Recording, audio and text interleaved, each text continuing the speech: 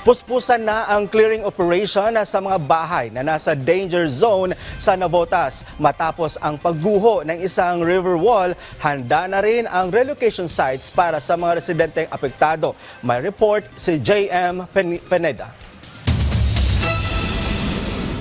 Sariwa pa sa alala ni Christine kung gaano kabilis rumagasa ang tubig mula sa ilog dahil sa pagkasira ng dike sa kanilang lugar.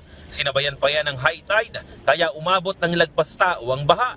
Hindi umano unang beses ang malaki ang pagbaha na nangyari noong weekend, kaya nangangamba rin siya sa kaligtasan ng kanyang pamilya.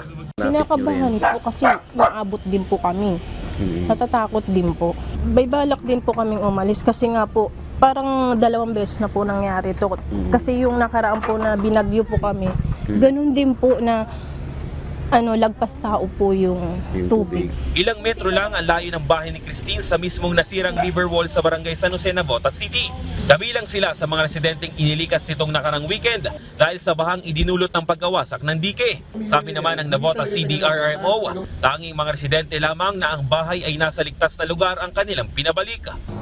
Noong bumaba na yung high tide at bumaba na yung probability ng magkaroon ng pagbaha, pinabalik natin yung mga nakatira sa safe areas at yung mga nasa danger areas, yung 6 na pamilya, ito yung mga nakadikit doon sa bakod, hindi na natin pinabalik. Sinimula na rin ng Metro Manila Development Authority o MMDA ang clearing operation sa mga bahay ng 6 na pamilyang nasa danger zone.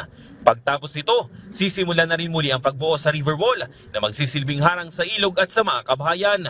Pagtutulungan umano ito ng lokal na pamahalaan kasama ang private company na may-ari ng lupa sa lugar. Inaasahan nga na kukumpunihin na ito sa mga susunod na araw. May nakahanda naman umanong tulong o relocation site sa mga residenteng naapektuhan, lalo na sa 6 na pamilyang nakadikit mismo sa river wall. Yun hong 2 doon sa 6 na pamilya are already relocatees, meaning meron na pong na-award na paglilipatan po para sa kanila. Yung natitirang 4 po, hinihintay po natin na magkaroon ng bakante dito sa ating housing facility dito sa Navotas, yung ating in-housing facility. Para po sa kaalaman ninyo, meron po tayo sa Tansang housing facility dyan. Kahit umano ang mga residenteng malapit sa ilog gaya ni Christine ay makakatanggap rin ng pabahay mula sa LGU. Halos lahat po sila ay nakalista na. Ang concern lang ho natin dito syempre ay we are talking about a scarce resource na marami hong umaasa. So pinaprioritize lang po. Pero kasama po sila kasi may batas po yan na nire-require po na lahat nakatira sa ilog, lahat po na nasa water bodies ay ma-relocate sa mas ligtas na lugar. Bukod dyan, ay may nakaabang rin na livelihood project para sa mga residenteng na relocate.